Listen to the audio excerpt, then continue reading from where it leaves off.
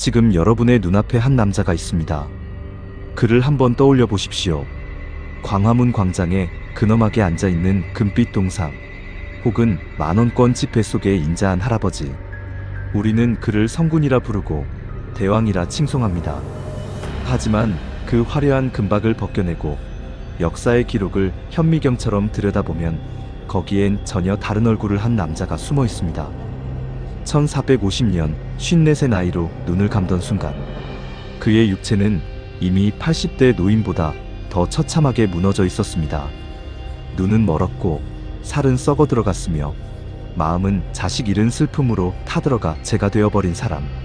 오늘 월드 히스토리 시네마는 위인전이 감히 말하지 못했던 인간 이도의 내면으로 들어가 보려 합니다. 그가 왜 그토록 지독한 일벌레가 되었는지, 왜 자신의 몸이 부서질 때까지 멈추지 못했는지, 그 비밀의 열쇠는 그의 어린 시절의 노인 피바다 속에 숨겨져 있습니다. 시계를 거꾸로 돌려 1400년 조선의 건국 초기로 가보겠습니다. 당시 한양의 공기는 언제나 비릿했습니다. 피냄새가 채 가시지 않았기 때문입니다. 그 피바다의 한가운데 조선 역사상 가장 잔혹하고 강력한 군주가 서 있었습니다. 바로 세종의 아버지 태종 이방원입니다.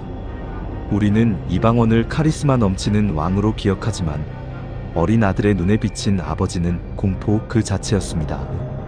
왕권을 위해서라면 배다른 동생들을 가차없이 베어버리고 자신을 왕으로 만들어준 계국 공신들조차 하루아침에 숙청해버리는 냉혈한, 그게 바로 세종이 매일 마주해야 했던 아버지였습니다. 어린 충녕대군, 그러니까 세종은 셋째 아들이었습니다.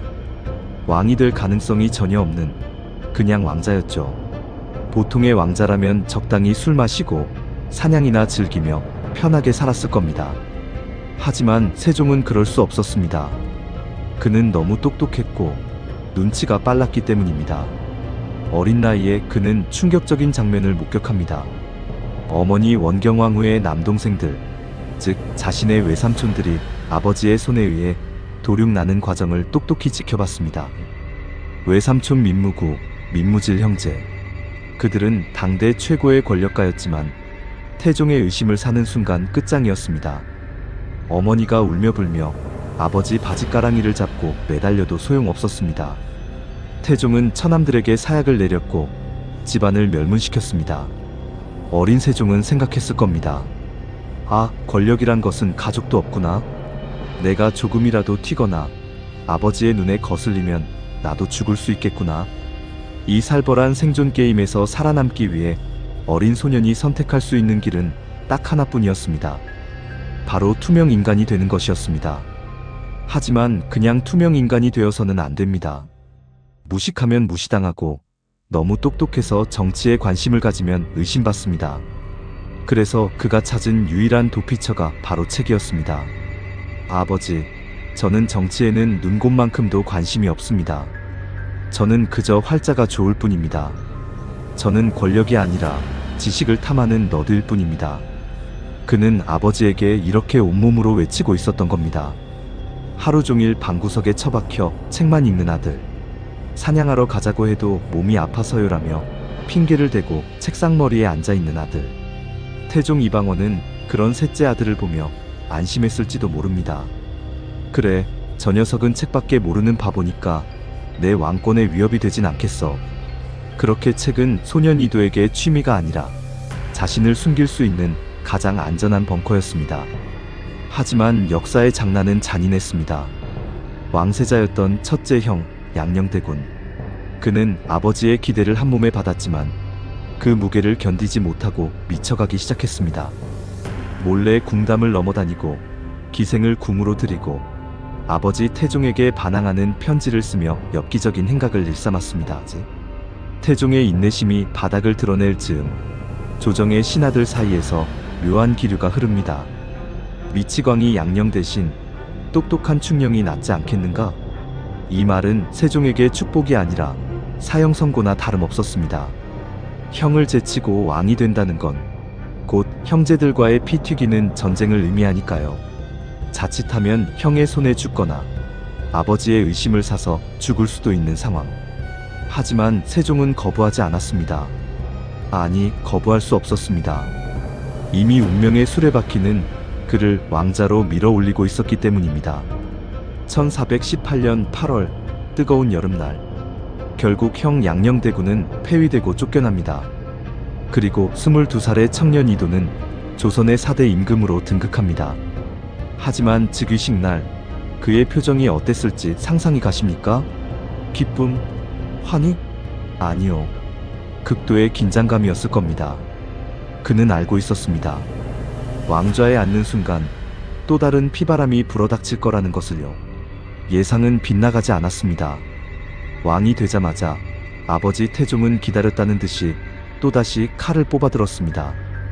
이번 타겟은 바로 세종의 장인어른 시몬이었습니다. 시몬은 영의정, 즉 지금의 국무총리 격인 인물이었습니다. 세종이 왕이 되었으니 시몬은 왕의 장인으로서 막강한 권력을 쥐게 될 것이 뻔했습니다. 태종은 그 꼴을 두고 볼 수 없었던 겁니다. 내 아들의 왕권을 위협하는 싹은 미리 잘라버린다. 설령 그게 사돈일지라도. 시몬이 명나라 사신으로 다녀오던 그날, 환영 인파가 몰려들기도 전에 체포영장이 날아옵니다. 죄명은 영모. 누가 봐도 말도 안 되는 억지 누명이었습니다. 세종의 아내 소원왕후는 며칠 밤낮을 울며 세종에게 빌었습니다. 머리를 풀고 맨발로 뛰쳐나와 남편의 옷자락을 잡았습니다. 전하, 제발 아버지를 살려주십시오. 아버지는 죄가 없습니다. 제발요. 하지만 갓 즉위한 22살의 왕 세종이 할 수 있는 일은 아무것도 없었습니다. 상황으로 물러나 있었지만 여전히 군사권을 쥐고 있던 아버지 태종 앞에서 그는 그저 허수아비였습니다. 결국 장인어른 시몬은 사약을 받고 죽습니다. 장모님은 하루아침에 관비, 천한 노비가 되어 끌려갔습니다. 사랑하는 아내의 집안이 박살나는 걸 두 눈 뜨고 지켜봐야만 했던 무력감. 밤마다 침소에서 들려오는 아내의 울음소리를 들으며 세종은 입술을 깨물고 피눈물을 삼켜야 했습니다. 이때 청년 세종의 가슴 속에 무엇이 남았을까요? 그것은 아마도 지독한 한과 뼈에 사무치는 결핍이었을 겁니다. 그는 뼈저리게 깨달았습니다. 힘이 없으면 아무것도 지킬 수 없다. 아는 것이 없으면 당할 수밖에 없다. 아버지처럼 칼로 사람을 죽이는 힘이 아니라 누구도 반박할 수 없는 논리와 지식으로 압도하는 힘. 그 절대적인 힘을 가져야만 내가 살고 내 사람들이 산다. 그가 훗날 집현전 학자들을 쥐잡듯이 잡고 신하들의 말꼬리를 하나하나 잡으며 논리 싸움을 벌였던 그 무시무시한 전투력. 그리고 밥 먹는 시간도 아까워하며 책에 집착했던 그 광기. 그 모든 것의 시작은 타고난 천재성 때문이 아니었습니다. 바로 이 참혹했던 20대 시절, 살기 위해 발버둥 쳤던 트라우마에서 비롯되었습니다. 자, 이제 생존을 마친 청년 세종은 본격적으로 자신의 발톱을 드러내기 시작합니다. 아버지의 칼이 휩쓸고 지나간 자리에 그는 자신만의 왕국을 건설하기 위해 조선 팔도의 모든 천재들을 불러 모읍니다. 그리고 그들에게 선언합니다. 이제부터 너희에게 저녁이 있는 삶은 없다. 조선 역사상 가장 지독하고 악랄했던 직장 상사 세종의 지옥이 본격적으로 시작되는 순간입니다. 왕이 되었다고 해서 모든 것이 끝나는 것은 아니었습니다. 오히려 그때부터 진짜 시작이었습니다. 1418년 조선의 네 번째 임금 22살의 청년 이도는 왕좌에 앉았습니다. 사람들은 새로운 시대를 기대했을지도 모릅니다. 젊고 총명하며 학문을 사랑하는 왕. 그러나 그날 왕좌에 앉은 그의 마음속에는 기쁨도 환희도 없었습니다. 그가 마주한 것은 축복이 아니라 침묵이었습니다. 왕좌는 비어 있었지만 그 침묵은 너무도 무거웠습니다. 그 자리는 피가 흘러 지나간 자리였기 때문입니다. 아버지 태종은 아직 살아 있었습니다. 그리고 여전히 모든 것을 쥐고 있었습니다. 군권, 인사권, 결정권. 왕의 칼은 왕의 손에 있지 않았습니다. 형제는 제거되었고 장인은 죽었으며 그 과정에서 그는 아무 말도 하지 않았습니다. 아니, 할 수 없었습니다. 그날 이후 세종은 배웠습니다. 말하는 왕은 오래 살지 못한다는 것을. 드러나는 왕은 위험하다는 것을. 그래서 그는 침묵했습니다. 왕이 되었지만 그는 스스로를 왕처럼 보이게 하지 않았습니다. 앞에 나서지 않았고 결정을 독점하지 않았으며 공을 취하지 않았습니다. 대신 그는 듣는 자리에 머물렀습니다. 신하들의 말을 들었고 반대 의견을 허용했으며 때로는 일부러 결정하지 않았습니다. 우유부단처럼 보였을지도 모릅니다. 그러나 그것은 약한 침묵이 아니었습니다. 그것은 살아남기 위한 침묵이었습니다. 세종은 알고 있었습니다. 아직 이 왕자는 자신의 것이 아니라는 것을, 아직 이 나라는 자신이 통치할 수 있는 나라가 아니라는 것을. 그래서 그는 시간을 택했습니다. 기다리는 왕, 움직이지 않는 왕, 그러나 내부에서는 모든 것을 기록하고 분석하는 왕. 세종은 사람을 제거하지 않았습니다. 대신 사람을 관찰했습니다. 누가 말을 하는지, 누가 침묵하는지, 누가 흔들리는지. 왕좌 위에서 그는 한 발도 움직이지 않았지만 왕좌 아래에서는 모든 것이 정리되고 있었습니다. 그는 칼을 들지 않았습니다. 그는 판단을 쌓았습니다. 이 시기에 세종은 아무것도 하지 않는 왕처럼 보였습니다. 그러나 실상은 아무것도 놓치지 않는 왕이었습니다. 태종의 그림자는 여전히 짙었습니다.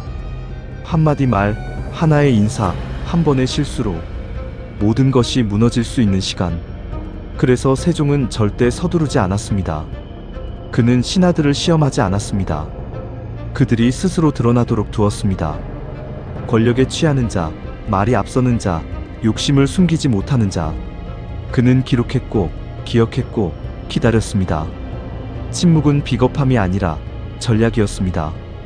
왕자는 화려했지만 그 위에 앉은 세종은 가장 고독한 사람이었습니다. 그 누구에게도 속마음을 말하지 않았고 그 누구에게도 계획을 공유하지 않았습니다. 심지어 가장 가까운 신하조차 그의 진짜 생각을 알지 못했습니다.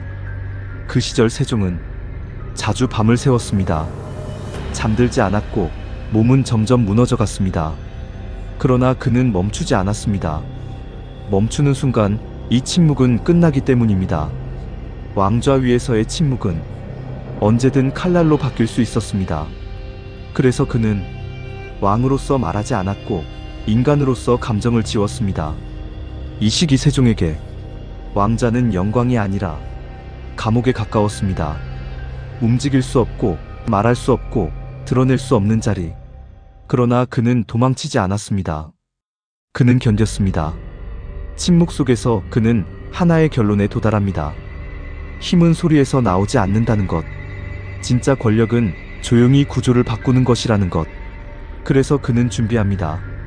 아직 드러내지 않은 채로, 아직 시작하지 않은 채로. 이 침묵은 끝나지 않은 이야기가 아니라 다가올 폭풍의 전조였습니다. 왕좌 위에서 아무것도 하지 않는 것처럼 보였던 시간. 그 시간은 가장 치밀하게 계산된 시간이었습니다. 그리고 이 침묵이 끝나는 순간 조선은 이전과 전혀 다른 나라가 됩니다. 지금 이 순간의 세종은 아직 개혁가가 아닙니다. 아직 성군도 아닙니다. 그는 단 하나의 존재입니다. 살아남은 왕. 그리고 이 침묵의 왕좌 위에서 그는 결코 말하지 않았지만 이미 모든 것을 결정하고 있었습니다. 다음 이야기는 이 침묵이 어떻게 피없는 전쟁으로 바뀌는지에 대한 기록입니다. 조용히, 그러나 돌이킬 수 없게. 침묵은 끝났지만 아직 아무것도 바뀌지 않은 것처럼 보였습니다. 조정은 여전히 조용했고 왕은 여전히 말이 없었습니다. 그러나 이때부터 세종의 시간은 다르게 흐르기 시작합니다. 겉으로는 멈춰 있었지만 안에서는 이미 움직이고 있었습니다. 보이지 않게, 기록되지 않게, 그러나 되돌릴 수 없게. 세종은 먼저 사람을 보았습니다. 충성을 말하는 자보다, 욕심을 숨기지 못하는 자를, 말을 잘하는 자보다, 침묵 속에서 흔들리는 자를. 그는 명령하지 않았고 신문하지도 않았습니다. 그저 지켜보았습니다. 시간이 사람을 드러내도록. 이 시기 세종에게 가장 중요한 것은 제도가 아니었습니다. 법도 아니었고 개혁안도 아니었습니다. 누가 움직일 준비가 되어 있는지, 누가 자리를 지킬 준비만 되어 있는지. 그 구분이 모든 개혁의 시작이었습니다. 세종은 기존의 질서를 무너뜨리지 않았습니다. 대신 그 질서가 스스로 무너지게 만들었습니다. 말을 앞세운 자는 말로 드러났고 권력을 쥐려한 자는 욕심으로 드러났습니다. 세종은 그 결과를 기록했습니다. 이 과정에서 누군가는 조급해졌고 누군가는 불안해졌습니다. 왕이 아무 말도 하지 않자 사람들은 서로의 얼굴을 보기 시작했습니다. 침묵은 조정을 갈라놓는 칼이 되었습니다. 세종은 이 분열을 막지 않았습니다.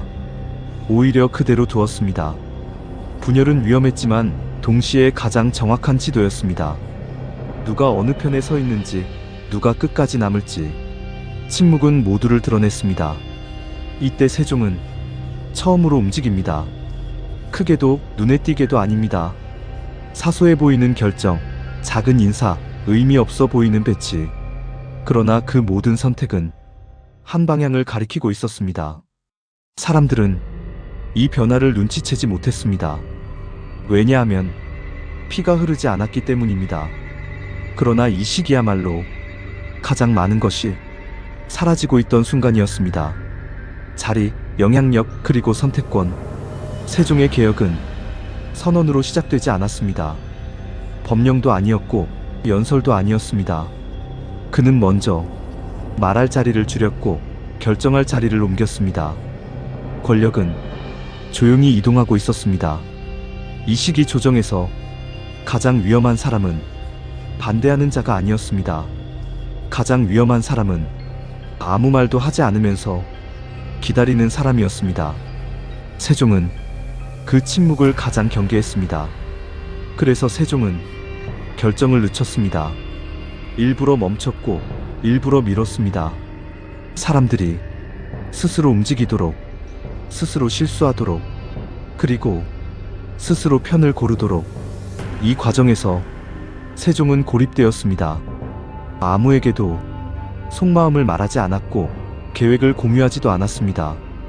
왕은 존재했지만 의도는 보이지 않았습니다. 이 고립은 그가 선택한 무기였습니다. 조정은 점점 숨이 막혀갔습니다. 누가 옳은지보다 누가 살아남을지가 더 중요해졌기 때문입니다. 이때부터 세종의 침묵은 공포가 되었습니다. 그리고 마침내 사람들은 깨닫습니다.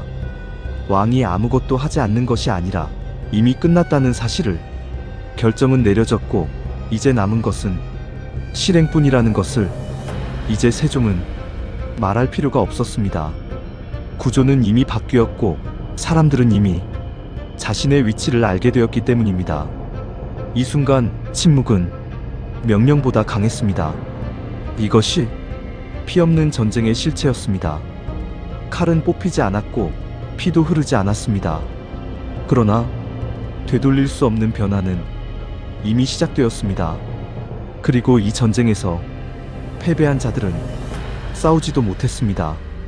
그들은 선택하지 못했고 움직이지 못했고 결국 남지 못했습니다. 세종은 이 모든 과정을 기록으로 남깁니다. 칭찬도 비난도 없이 그저 사실로. 이 기록은 훗날 조선을 완전히 바꾸는 씨앗이 됩니다. 이제 조선은 되돌아갈 수 없습니다. 왕이 바뀐 것이 아니라 권력이 작동하는 방식이 달라졌기 때문입니다. 이 변화는 다음 시대를 향합니다. 세종은 개혁을 말하지 않았습니다. 그러나 개혁은 이미 시작되었습니다. 아무도 눈치채지 못한 채, 그러나 모두가 영향을 받으며. 이제 남은 것은 이 변화가 어디까지 갈 것인가입니다. 그리고 누가 이 변화의 끝에 남아있을 것인가입니다. 다음 이야기는 이 피 없는 전쟁이 어떻게 제도로 굳어지고 어떻게 나라의 뼈가 되는지에 대한 기록입니다. 조용히, 그러나 완전히. 세종의 침묵이 길어질수록 사람들은 그를 오해했습니다. 아무것도 하지 않는 왕, 결정을 미루는 왕. 그러나 그 침묵 속에서 세종은 사람을 상대하지 않았습니다. 그는 싸움의 대상을 사람이 아닌 구조로 바꾸고 있었습니다. 이때부터 세종의 전쟁은 보이지 않게 시작됩니다. 칼을 드는 순간 전쟁은 피로 끝납니다. 그러나 구조를 바꾸면 전쟁은 기록으로 남습니다. 세종은 처벌보다 배치를 택했고 숙청보다 질서를 선택했습니다. 이 전쟁에는 승전보도 패전도 없었습니다. 단지 판이 바뀔 뿐이었습니다. 세종은 누군가를 몰아내지 않았습니다. 대신 자리를 바꿨습니다. 말이 많은 자는 결정의 중심에서 멀어졌고 조용히 기록하는 자는 점점 핵심으로 이동했습니다. 아무도 쫓겨나지 않았지만 모두가 변화를 느끼기 시작했습니다. 이것이 피 없는 전쟁의 방식이었습니다. 겉으로 보기에 조정은 변하지 않은 것처럼 보였습니다. 같은 신하, 같은 회의, 같은 보고. 그러나 결정이 내려지는 위치는 이미 달라져 있었습니다. 누가 말하느냐보다 무엇이 남느냐가 중요해진 순간 권력의 중심은 이미 이동하고 있었습니다. 세종은 명령하지 않았습니다. 대신 기준을 만들었습니다. 기준이 생기자 말은 줄어들었고 기록은 늘어났습니다. 기록이 쌓이자 논쟁은 의미를 잃었고 데이터가 판단을 대신했습니다.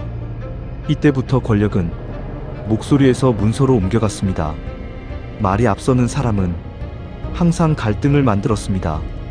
그러나 기록이 앞서는 조직은 갈등을 흡수했습니다. 세종은 갈등을 없애지 않았습니다.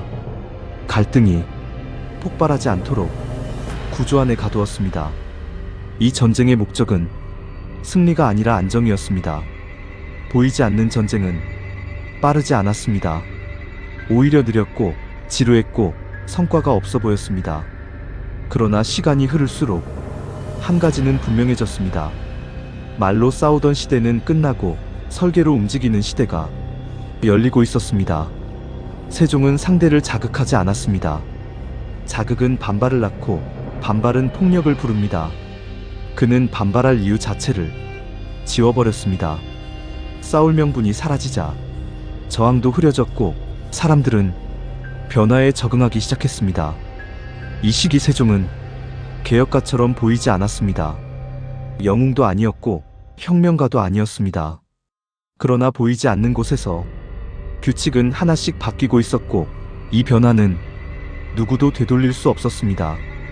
전쟁은 이미 끝나가고 있었습니다. 보이지 않는 전쟁의 결과는 즉각 나타나지 않았습니다. 하지만 조정은 점점 말보다 문서를 믿었고 사람보다 기준을 따랐습니다. 이 순간부터 왕 한 사람의 판단이 아닌 시스템이 나라를 움직이기 시작했습니다. 세종은 이 전쟁에서 단 한 번도 앞에 나서지 않았습니다. 그러나 모든 변화의 중심에는 항상 그가 있었습니다.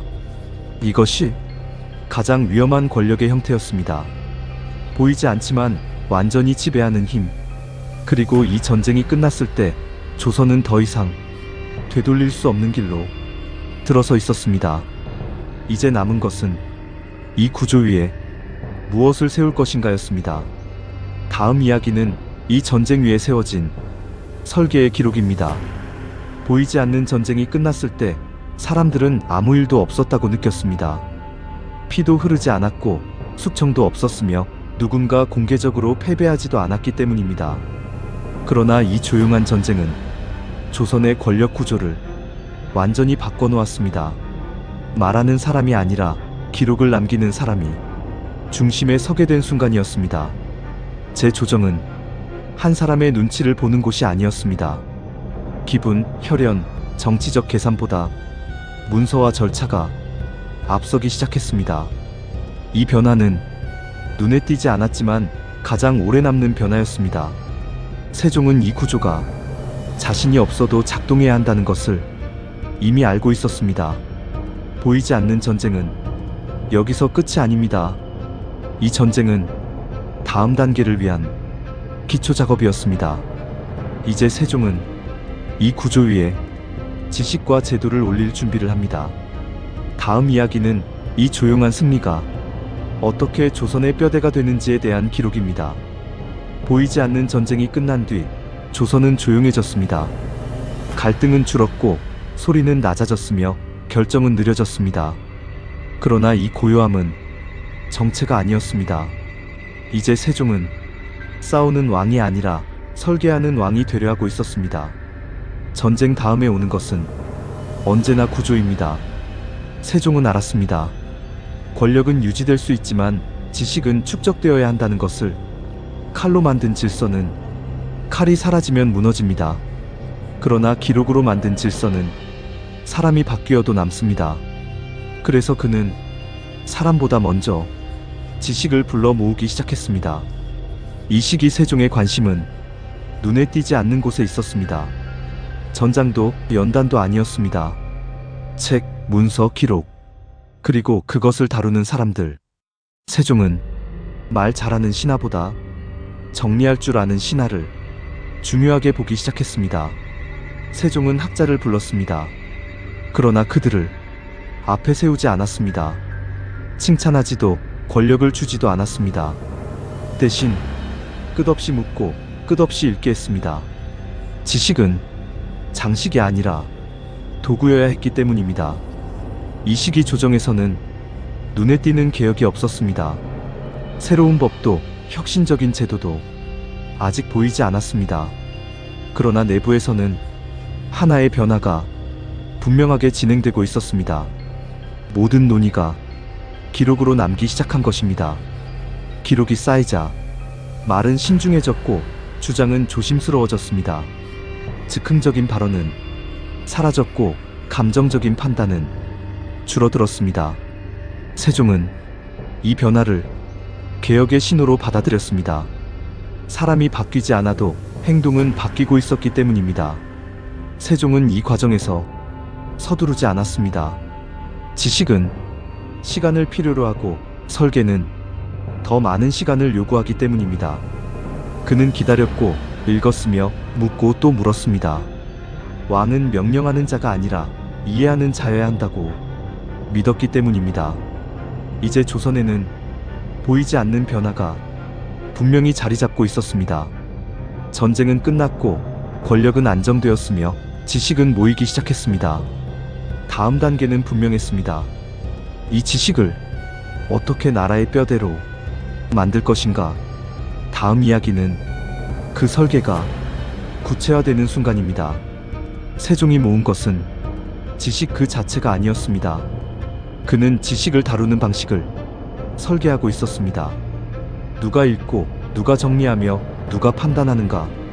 이 흐름이 무너지면 아무리 많은 지식도 권력이 될 수 없다는 것을 그는 알고 있었습니다. 그래서 세종은 학문을 개인의 능력으로 두지 않았습니다. 누군가의 천재성에 의존하지 않았고 누군가의 명성에 기대하지도 않았습니다. 지식은 반복되고 축적되고 전달되어야 한다고 믿었습니다. 이 시기 조정에서는 같은 질문이 여러 번 반복되었습니다. 이미 답을 알고 있어도 다시 묻고 다시 정리하게 했습니다. 세종은 빠른 답보다 같은 답이 여러 번 나오는지를 중요하게 보았습니다.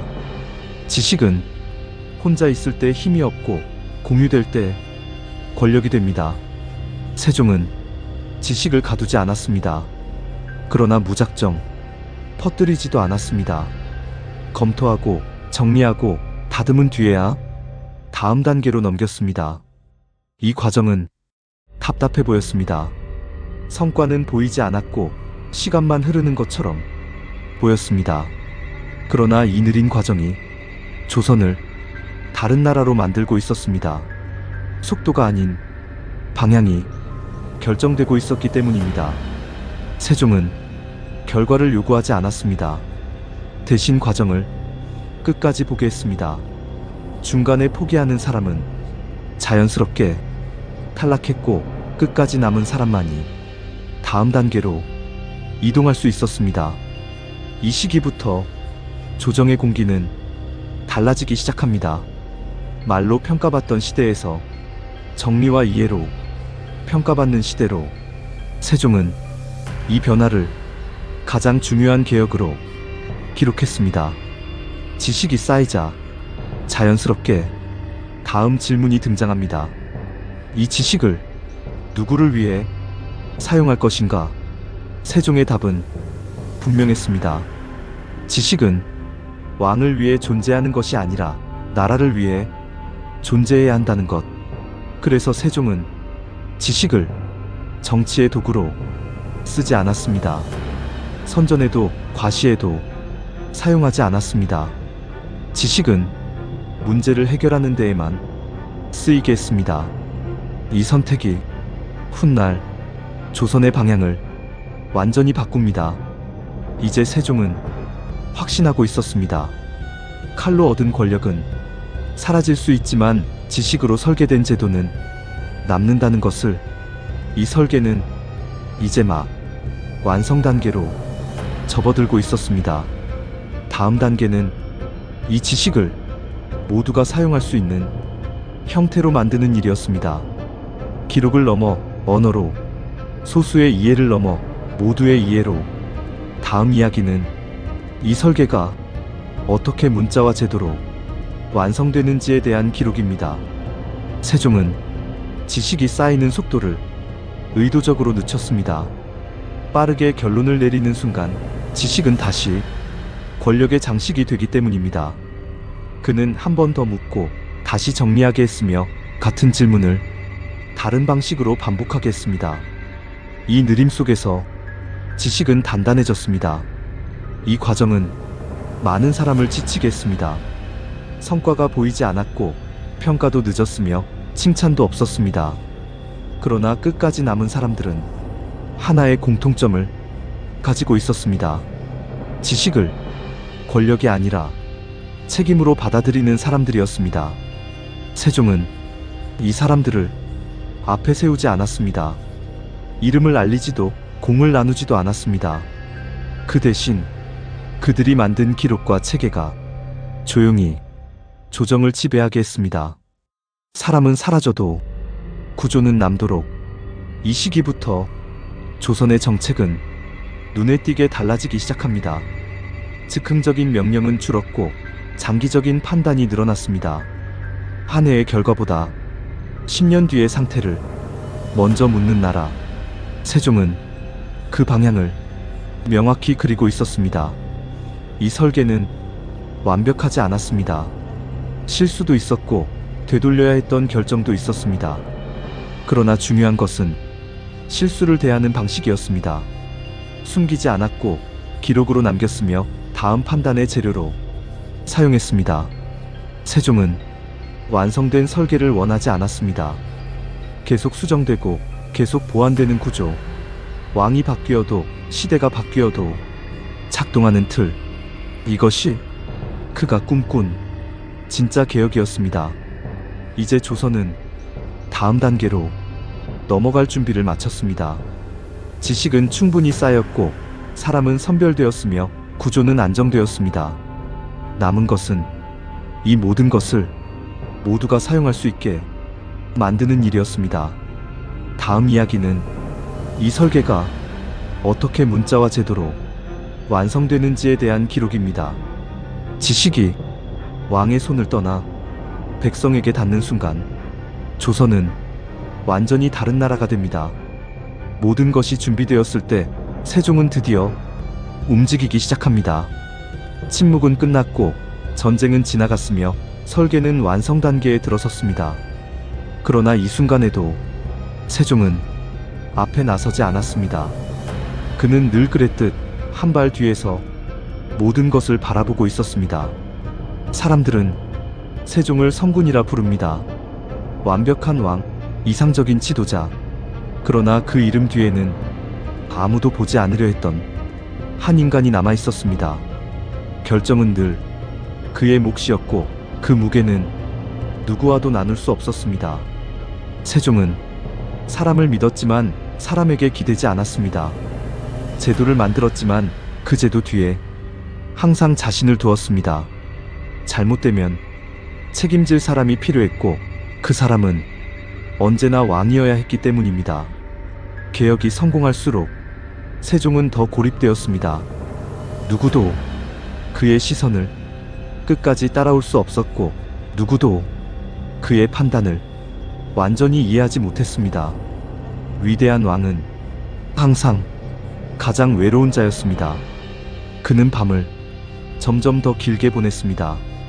기록은 늘어났고 질문은 많아졌으며 답은 점점 늦어졌습니다. 왕좌 위에서의 고독은 시간이 흐를수록 몸으로 남기 시작했습니다. 세종의 몸은 그의 속도를 따라오지 못했습니다. 눈은 흐려졌고 통증은 일상이 되었으며 잠은 더 이상 휴식이 아니었습니다. 그러나 그는 멈추지 않았습니다. 멈추는 순간 모든 것이 자신에게서 벗어날 것을 알고 있었기 때문입니다. 사람들은 그의 업적을 말합니다. 제도, 학문, 문자. 그러나 그 성과 뒤에는 누적된 선택들이 있었습니다. 말하지 않은 선택, 미룬 선택, 그리고 혼자 감당한 선택들. 세종은 누군가에게 자신의 고민을 털어놓지 않았습니다. 왕의 고민은 곧 나라의 불안이 되기 때문입니다. 그는 웃는 얼굴로 결정을 내렸고 혼자 남아 그 결과를 감당했습니다. 이 고독은 선택이었습니다. 왕이 되기 위해 그는 침묵을 택했고 왕으로 남기 위해 그는 고독을 택했습니다. 누군가는 그를 차갑다 말했지만 그 선택이 없었다면 조선은 존재하지 않았을지도 모릅니다. 세종은 자신의 시대가 영원하지 않다는 것을 알고 있었습니다. 그래서 그는 자신이 사라진 뒤에도 작동할 나라를 만들고자 했습니다. 왕이 없어도 시스템이 남는 나라. 그 준비는 완벽하지 않았습니다. 모든 제도는 언젠가 흔들리고 모든 설계는 시대를 만나 변형됩니다. 그러나 세종은 한 가지를 남겼습니다. 되돌릴 수 없는 방향. 시간이 지나 사람들은 세종의 시대를 돌아보게 됩니다. 왜 그 시기에 조선은 무너지지 않았는지, 왜 그 개혁은 오래 남았는지 답은 단순했습니다. 누군가 끝까지 책임졌기 때문입니다. 왕은 결코 완벽하지 않았습니다. 그러나 그는 도망치지 않았고 미루지 않았으며 떠넘기지 않았습니다. 그 모든 선택의 끝에서 세종은 늘 혼자 서 있었습니다. 이것이 세종의 마지막 모습입니다. 찬란한 성군이 아니라 무거운 책임을 끝까지 짊어진 인간. 그가 남긴 것은 영광보다 구조였고 칭송보다 방향이었습니다. 오늘 우리가 세종을 기억하는 이유는 그의 업적 때문만이 아닙니다. 그가 선택하지 않았다면 존재하지 않았을 길, 그가 감당하지 않았다면 유지되지 않았을 나라. 그 모든 가능성이 한 사람에게서 시작되었기 때문입니다. 왕은 결국 사라집니다. 그러나 왕이 만든 구조는 남습니다. 세종은 그 사실을 누구보다 잘 알고 있었습니다. 그래서 그는 자신을 남기지 않고 나라를 남겼습니다. 이제 이야기는 끝을 향합니다. 침묵으로 시작해 고독으로 끝난 한 사람의 기록. 그러나 이 고독은 실패가 아니라 완성이었습니다. 누구도 대신할 수 없었던 마지막 역할이었기 때문입니다. 이것이 세종의 지옥, 그 마지막 이야기입니다. 모든 것을 이루었지만 아무것도 나눌 수 없었던 왕. 그가 남긴 나라는 지금도 그 선택 위에 서 있습니다. 역사는 영웅을 기억하지만 나라는 책임을 기억합니다. 세종은 영웅이기보다 책임지는 사람이었고, 그래서 지금까지 남아 있습니다.